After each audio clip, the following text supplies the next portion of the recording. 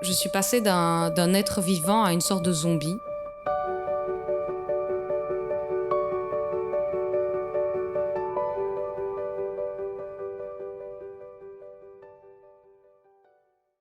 Je m'appelle Juliette, j'ai 29 ans.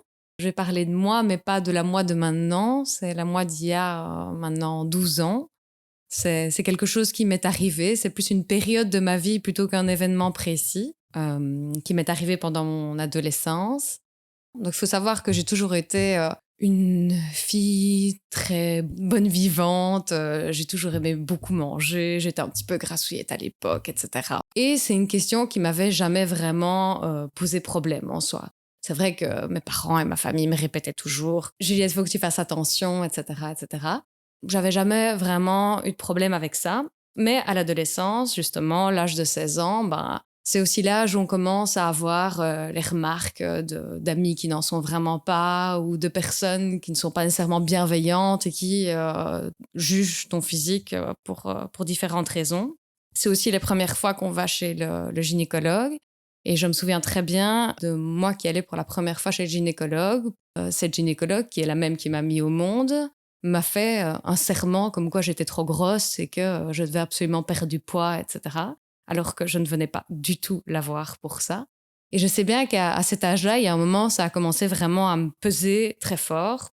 Comme tout adolescent à cette époque, on vit dans l'immédiateté et je voulais absolument une solution radicale, rapide à tout ça. J'ai commencé un jour, sur un coup de tête, j'ai décidé d'arrêter de manger. Il n'y a pas vraiment d'explication. J'ai pris cette décision-là un petit peu sur un coup de tête. Et je m'en souviendrai toujours, puisque c'était un jour, on avait une sortie d'école prévue avec la classe, où justement on allait voir une pièce de théâtre le soir avec l'école. Et je m'étais dit, ben, c'est l'opportunité parfaite pour commencer à sauter un repas, puisque mes parents ne sont pas là pour le remarquer. Et j'ai sauté ce repas, et puis je me suis dit, ah ben, j'ai réussi à le faire, donc continuons. Et donc ça a continué comme ça, le premier jour, et puis le deuxième, et puis le troisième. Et en fait, globalement, je m'affamais. J'essayais de ne pas manger plus de 300 ou 400 calories par jour, ce qui représente à peu près 2 pommes par jour, ce qui est très peu. Je comptais les calories de tout.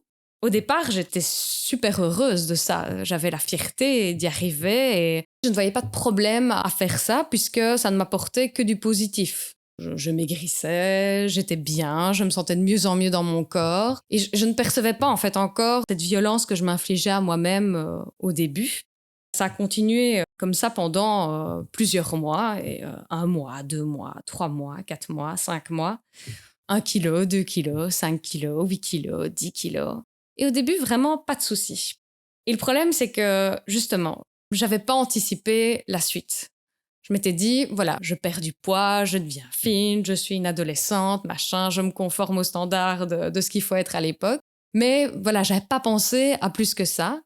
Les mois passaient et je commençais à fondre de plus en plus.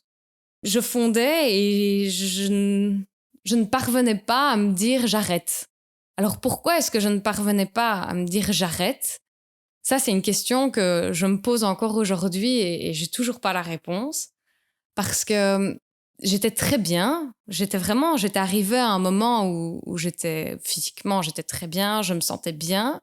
Et j'aurais pu me dire, bah voilà, maintenant je continue ma vie, c'est bien, j'ai fait ce que je devais. Et à ce moment-là, enfin, c'était pas du tout quelque chose à faire. Mais voilà, si j'avais arrêté, on va dire, au moins ça se serait limité à cette période-là. Et voilà, j'aurais perdu un peu de poids, ça aurait été comme ça. Mais non, j'ai continué et je ne parvenais pas à m'arrêter.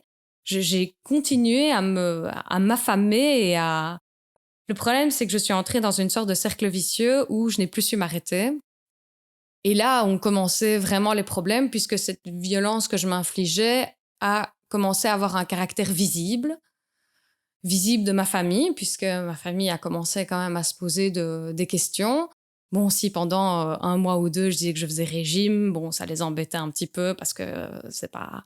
Ils tiennent à moi et ils veulent que je sois en bonne santé. Mais bon, ils se disaient que c'était limité, sauf que là, ils ont vu que je continuais et que eux savaient que c'était mauvais pour ma santé, donc ils ont commencé à m'alerter, à me dire d'arrêter, à m'avertir des dangers, etc. Mais moi, j'étais dans mon schéma de continuation complètement irrationnel. Donc, j'ai commencé à me disputer avec ma famille. le nombre de disputes que j'ai eues avec mes parents qui me répétaient tout le temps que je devais arrêter, que je devais recommencer à manger normalement, etc. Je me suis disputée avec ma sœur aussi, puisque du coup, mes parents avaient toute leur attention portée sur moi et ma sœur, qui était aussi adolescente à l'époque, a complètement été ignorée. Donc, ça a été une grosse source de conflit avec ma sœur qui n'était mise en lumière que bien des années plus tard. Voilà, le temps a passé et je suis arrivée à un stade où j'avais perdu à peu près 20 kilos. Donc, grosso modo, je n'avais que des os sur la peau. Je ressemblais vraiment à pas grand-chose de joli. Le matin, j'avais le rituel de la balance. Donc, c'est-à-dire que tous les matins, et c'était à une heure bien précise, j'avais vraiment, genre toc, hein, un rituel de je me pèse. Et avant de me peser, je me souviens encore, je faisais des étirements pour te dire, pour essayer de peser le moins possible, pour être bien sûr de bien faire circuler tout dans mon corps, à jeun, etc. Je me coupais les cheveux aussi bien, pas trop longs pour perdre encore du poids. Donc, pour te dire, le truc, j'étais complètement. Donc, je me pesais. Et mon objectif, c'était, je pense que c'était 100 grammes par jour. Enfin, il fallait vraiment que je me fixais des trucs, mais complètement absurdes.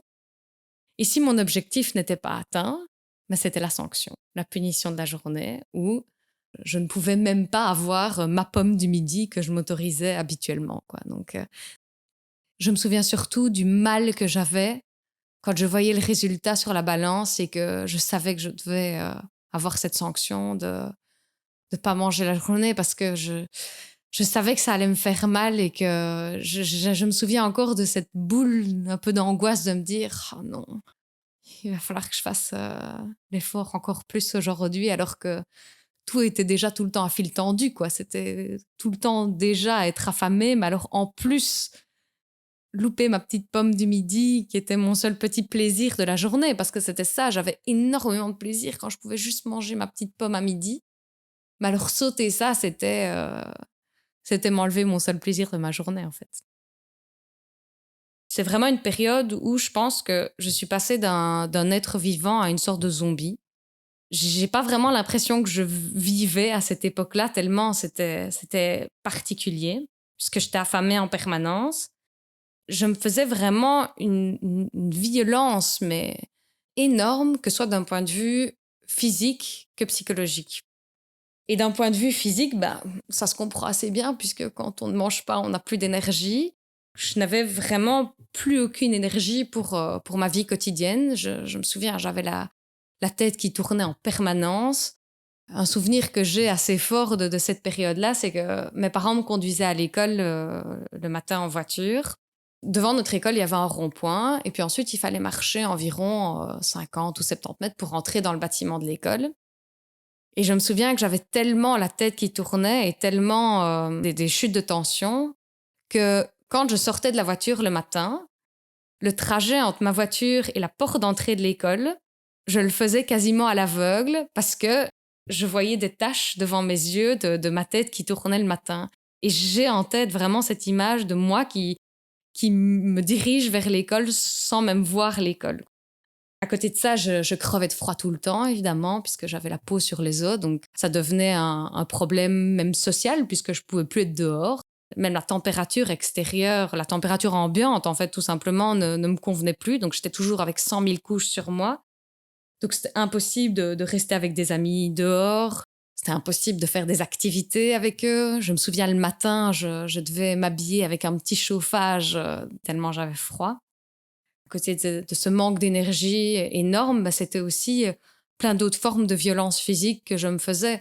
Heureusement, je ne me suis jamais fait vomir. Mais il y a eu tellement d'autres choses. Par exemple, je me souviens, comme mes parents étaient derrière moi, et évidemment, heureusement qu'ils étaient derrière moi, plein de bons sentiments et ils m'obligeaient à aller voir un médecin régulièrement, un médecin qui devait me suivre. Et donc, le médecin me pesait à chaque fois que je venais pour vérifier que je ne descende pas trop bas. Donc, le côté très mécanique de ce problème-là qui dépasse le mécanique, mais bon. Et évidemment, ben moi, pour ne pas me faire engueuler, avant d'aller voir le médecin, je buvais mais des quantités d'eau. Une fois, genre, je pense que j'ai bu 3 litres d'eau. Bon, ça peut paraître marrant comme ça, mais pour le corps, c'est vraiment très mauvais. Il y en a eu encore d'autres, des choses que je me suis infligées comme ça. Mais c'était vraiment Oui, une violence permanente que je me faisais physique. Mais je pense que la pire violence, c'était celle psychologique. Parce que j'étais vraiment coincée dans un cercle vicieux où j'étais vraiment à la fois l'auteur et la victime. Donc je m'infligeais moi-même cette souffrance et je ne pouvais pas y échapper. Donc c'est comme s'il y avait deux personnes à l'intérieur de moi, en fait. Une qui voulait absolument que ça se finisse, que tout redevienne normal et continuer comme avant. Et puis une autre partie de moi qui m'infligeait des obligations permanentes à continuer et à me faire du mal tout le temps. Et ça, c'était vraiment le pire. C'était cette lutte permanente dans mon esprit et en moi que je n'arrivais pas à calmer et qui dépassait vraiment toute rationalité. Et le problème, c'est que cette lutte permanente, ce problème qui se passait dans ma tête, ça m'a fait non seulement perdre des kilos, mais ça m'a fait perdre plein d'autres choses. À l'époque, ça m'a fait perdre mon sourire, ça m'a fait perdre ma joie de vivre, ça m'a fait perdre toute envie, j'avais plus envie de rien. J'avais juste envie que ces voix dans ma tête qui s'opposent tout le temps, de cette voix de j'ai faim, je veux manger, et de cette voix non, tu ne peux pas, se taisent et me laissent vivre. Mais je n'y arrivais pas. Donc, ça s'est accompagné de la perte aussi de plein d'amis à moi, la perte de... En fait, la perte de la vie, quoi. La perte de tout ce qui est bon dans la vie. Et ça a vraiment été très, très, très dur. Vraiment une période très dure pour moi. Pourquoi est-ce que j'ai continué à m'infliger tout ça? Je pense que c'est une excellente question que je me suis posée pendant des dizaines d'années qui ont suivi après. Et je pense que ça me rassurait, en fait, de me dire que j'avais le contrôle de moi-même. Et, et comme j'arrivais à contrôler ça, la nourriture, eh bien, je me sentais dans une certaine forme de sécurité. Je ne sais pas pourquoi, alors qu'en fait, je ne contrôlais rien, puisque je n'arrivais pas à m'arrêter. Donc, c'est complètement irrationnel, mais je pense que c'était une sorte d'engrenage et j'avais un apaisement, une certaine forme d'apaisement en moi qui me disait que... Non, je ne sais pas. Je ne sais toujours pas. J'ai toujours pas la réponse à cette question. Je suis persuadée que le contrôle a quand même énormément de liens avec ce problème-là qui est vraiment psychologique et qui est... ouais, et qui offre une... C'est vraiment ça, une forme de sécurité et de... Mais je dirais que ça intervient dans un second temps, en fait. Ça intervient dans un second temps. Ce problème de contrôle intervient au moment du problème ou quand il est plus fondamental et qu'on ne sait plus s'arrêter. Il n'est pas la motivation pour laquelle on commence. Les raisons pour lesquelles on commence à l'adolescence, etc. aussi, c'est plus externe à nous. Pendant l'adolescence, j'étais pas spécialement à ma place en secondaire. J'ai jamais été la grande fille populaire de l'école et j'étais pas spécialement bien dans ma peau non plus. Et je pense que la motivation de commencer vient de ça, vient de... On veut résoudre un problème qui vient de l'extérieur, de ce que la société nous dit qu'on doit être. On a envie de plaire, on a envie d'être belle, on a envie d'être comme les filles sur les magazines, etc. Ça fait un peu cliché de dire ça, mais c'est vraiment ça. Et surtout, moi, je me souviens à l'époque, je voulais vraiment plaire. J'avais envie d'être cette fille que on se retourne quand on la voit passer. Et c'était vraiment quelque chose qui me touchait, je ne sais pas pourquoi. Mais ensuite, une fois que le problème est installé et qu'on est dans cet engrenage d'une perte de poids inconsidérable et qu'on n'a plus que la peau sur les os et qu'on est au stade de l'hôpital, ça n'a plus rien à voir avec ça puisqu'on ressemble à un zombie de toute façon. Et moi, je me souviens que quand je me regardais dans le miroir à l'époque, je voyais tous mes os, etc., je me trouvais plus spécialement jolie en plus. Je trouvais que c'était trop et je trouvais que c'était plus spécialement beau. D'ailleurs, j'étais creusée, c'était vraiment pas beau. Mais je ne pouvais pas arrêter. Je me souviens vraiment dans ma tête, et ça c'est quelque chose auquel j'ai réfléchi pendant longtemps, de ces deux voix. J'avais vraiment deux personnes en moi. Ça, je dis un auteur et une victime, quoi. Un qui criait continue, continue, tu dois continuer, tu dois faire attention, tu dois arrêter de manger, tu dois te limiter, tu dois. Et puis l'autre qui souffrait vraiment et qui avait juste envie d'exploser et de tout ce qui était le moi naturel en fait d'avant, qui voulait reprendre de la place. C'était vraiment cette tension permanente. Mais la raison pour laquelle je laissais plus la voix à l'un que l'autre pendant un moment, ouais, ça, je sais pas pourquoi du tout. Déjà, c'est pas parti du jour au lendemain, ce problème-là. Ça a été un processus de reconstruction très long où ce besoin de contrôle s'est mis sur d'autres aspects de ma vie, mais dispersé dans plein d'autres aspects de ma vie et de manière beaucoup plus modérée. Et donc, c'est pour ça que même encore aujourd'hui, hein, j'aime bien contrôler tout ce que je fais, que ce soit d'un point de vue privé ou professionnel. Pendant mes études aussi, j'aimais beaucoup contrôler, j'aimais beaucoup que tout soit organisé, que tout soit bien préparé. Et c'est ça aussi qui a fait que j'ai bien réussi mes études et que tout s'est toujours bien déroulé ensuite dans ma vie. Donc, voilà, je ne rejette pas tout d'un bloc, mais oui, c'est clair que ces caractéristiques se sont déplacées vers autre chose. Puis des mauvaises habitudes aussi, par exemple, pendant cette période-là, pour faire passer un peu la faim, parce que j'étais réellement affamée en permanence, et quand tu es affamée, tu ne penses qu'à ça, et c'est impossible de se concentrer sur autre chose. Pour diminuer un petit peu cette sensation-là, je me suis mis à manger beaucoup de chewing-gum. Pendant cette période-là, c'était abusé. Je mangeais des tonnes de chewing-gum, mais dans des quantités incommensurables. Et ça, bah, c'est resté. Je continue. C'est peut-être marrant à dire comme ça, mais je continue à manger beaucoup de chewing-gum, beaucoup moins qu'à l'époque. Mais c'est une forme de mini-addiction, mais qui est beaucoup plus gentille. Donc, je l'accepte et je l'accueille. Et voilà, mais oui, ça, c'est resté, par exemple. Le fait de boire beaucoup aussi, parce que je buvais beaucoup pour essayer d'éliminer cette sensation de faim en permanence, pour remplir mon estomac.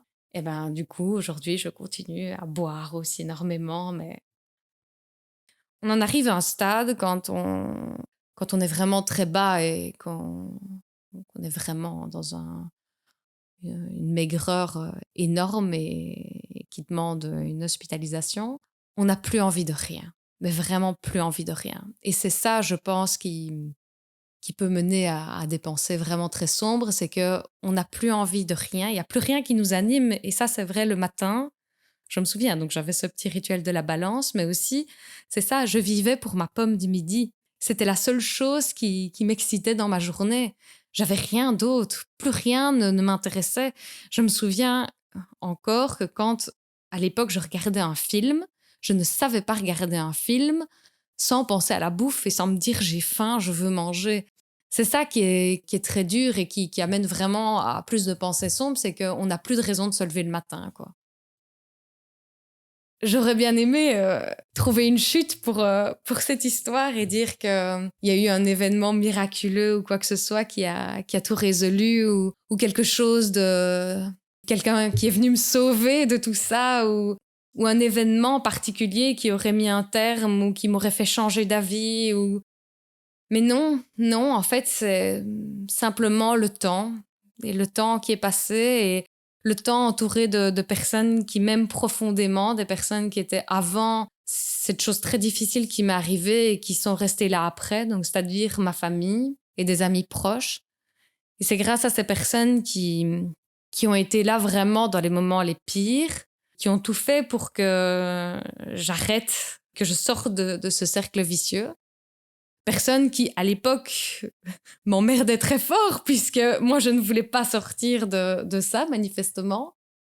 Je me souviens que je leur en voulais beaucoup, je me souviens de beaucoup de disputes avec ces personnes, mais aujourd'hui, avec le regard que j'ai de 12 ans plus tard, ben, je leur dis merci, mais merci, merci à ces personnes d'être restées et d'avoir continué à s'obstiner face à moi et à me forcer à sortir de ça, puisque c'est grâce à la petite pierre de chacun, à la petite contribution de chacun que petit à petit, j'ai commencé à me relever tout doucement, et ça n'a pas pris un mois, ça n'a pas pris un an, ça n'a pas pris 5 ans. Je dirais même que encore aujourd'hui, parfois, je me rends compte que j'ai certains réflexes de l'époque. Typiquement, par exemple, quand je mange, je sais automatiquement le nombre de calories qu'il y a dans mon plat, peu importe ce que je mange. Et d'un certain côté, c'est comme apprendre à lire. Une fois que tu sais lire, bah, quand tu vois un panneau, tu le lis. C'est le genre de petites choses que je sais. Autre exemple, aujourd'hui encore, ben, je sais que je suis plus encline à faire ce principe de sanction, bizarre à dire comme ça, mais donc ce que j'ai développé à cette époque-là, c'est que si je faisais le moindre petit excès, il y avait une sanction, c'est-à-dire la privation était plus grande après. Eh bien ça, il n'y a rien à faire aujourd'hui, ça arrive encore, dans des mesures évidemment bien moins importantes, mais ce réflexe de ah ben si j'ai abusé, sanction, je me prive. C'est vraiment un automatisme encore aujourd'hui qui est même pas rationnel. C'est même pas moi qui me dis oh oui non allez aujourd'hui j'ai vraiment un peu abusé, il faudrait peut-être que je fasse attention les prochains jours. Non, c'est en faisant l'abus, ben je sais que automatiquement je dois faire attention. Enfin c'est bizarre à expliquer comme ça, mais c'est une sorte d'automatisme qui est en moi et que je ne peux pas éviter, quoi. Mais je pense que voilà, cette histoire est quand même derrière moi puisque j'arrive à en parler et j'arrive à avoir un regard vraiment détaché sur ce qui m'est arrivé à l'époque. Mais la reconstruction prend énormément de temps. C'est pas quelque chose qui part en un an ou deux, ni même en 5. Et c'est quelque chose qui, je pense, même fera partie de moi toute ma vie. C'est ça aussi que je voulais dire ici. Même si ça ne part pas tout de suite, le fait d'être accompagné et d'être bien entouré, le temps et la reconstruction, on y arrive, même si ça prend beaucoup, beaucoup, beaucoup de temps. Et voilà, j'ai vraiment eu de la chance d'être bien entourée. La seule chose peut-être qu'à l'époque que j'aurais aimé pour me sentir peut-être un peu moins seule dans cette période zombie, on va dire, c'est de pouvoir parler avec quelqu'un qui me comprenait. Parce que je pense qu'à l'époque, personne ne m'a jamais compris. On me regardait et on me disait ah ben t'es anorexique, mange. Ce qui est bien une réponse qui est stupide puisque des anorexies, il y en a des centaines, il n'y en a pas une seule, il y en a des centaines. Moi, j'ai toujours été quelqu'un qui adorait la bouffe et qui, même au pire moment de ces moments-là, ne rêvait que d'une chose, c'était de manger. Et ça, c'est pas toujours ce qu'on associe à l'anorexie, où on pense que c'est quelqu'un qui déteste manger ou qui est dégoûté de manger, etc. Pas du tout. Donc voilà, j'aurais aimé avoir quelqu'un qui me comprenait tout simplement, avec qui j'aurais pu partager ça.